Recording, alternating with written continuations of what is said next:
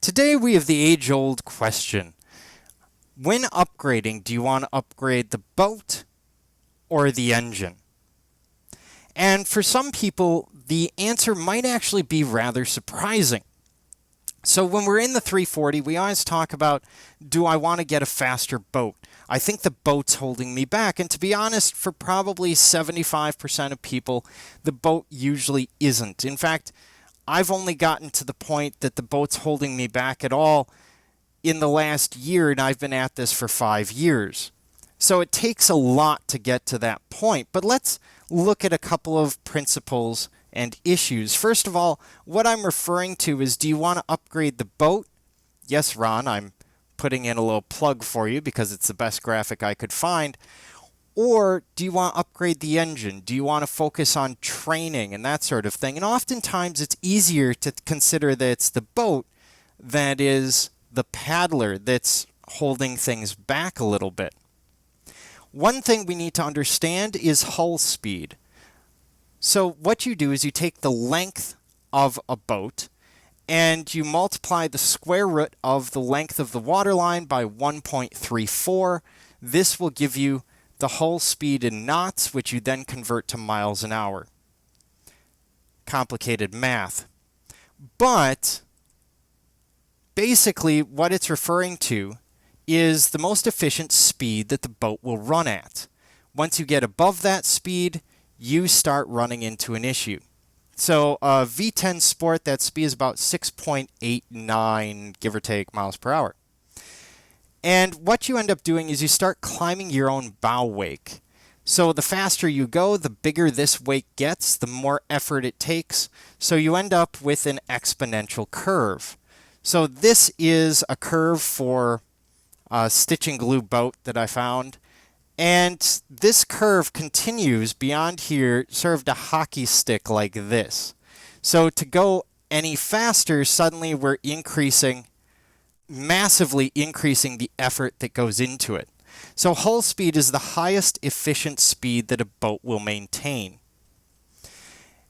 And when you're looking at upgrading boats, there are some criteria. Now these are my criteria, but maybe it'll be helpful to you.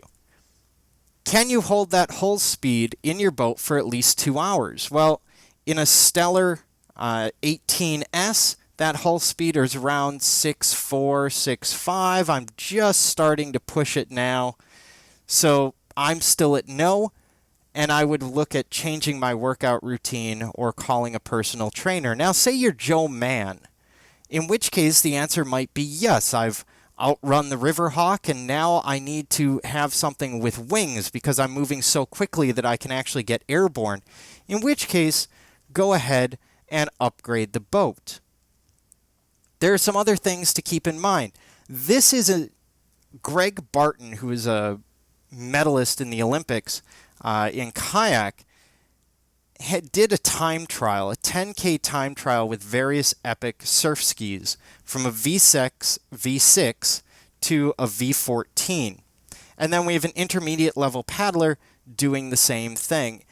The reason I'm showing this to you is oftentimes upgrading your boat isn't going to bring the miracles that you think. Say you have a V8. You're going to do that 10K at Greg Barton pace in 45:50. The new V10 Sport, you're going to bring that time down by 1 minute and 10 seconds. 1 minute and 10 seconds over 6.2 miles. Not a huge difference. So oftentimes, these are fairly small differences that aren't going to be the big factor in terms of where you finish. You're not going to cut 10 hours off your race because of your boat necessarily. Sometimes you will. If you have a 14-foot boat, then yeah, that's probably something you would want to upgrade. You could also move horizontally, and I've done this myself. I went from a QCC 700 to a Stellar 18S and saw my speed improve by 2 to 3/10 of a mile an hour. The reason is the ergonomics of the surf ski plus being more comfortable in the surf ski. You could do the same thing otherwise, moving, for example, to a canoe or something else. In terms of other considerations, sometimes it's just a matter of fit. if you're very tall like myself, you might not be comfortable in a sea kayak. Sometimes you suffer from shrinking boat syndrome, which I suffered from my first 3 years of the 340. And the boat starts getting hard to get into and out of by Jefferson City. You could be changing disciplines from kayak to canoe or surf ski, or you could be looking at issues of stability and storage. There are a number of people who have stepped back over the years from a really, really fast boat to a slightly slower boat for storage and stability. In terms of the 340, it's not about a fast boat because you have 2 a.m. syndrome. What are you going to do at 2 a.m. or 4 a.m. when you're exhausted and falling asleep in your boat? What does Doug Robinett do when he's falling asleep in his boat trying to get to the finish on Wednesday night? And the answer is you opt for stability. You don't necessarily want to be able to sleep in your boat, although I did fall asleep in my Stellar 2 years ago. Not for very long, but it's alarming to wake up to. So stability is often a major factor over speed. My first year, I paddled a 17-inch wide cedar strip boat and attached swim noodles just above the waterline. That stability got me through night 2 and night 3.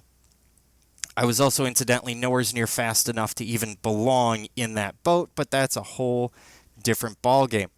So there's a lot of factors that go into it, but my recommendation is generally to upgrade the engine. If you have X amount of money, spend it on the engine, not on the boat.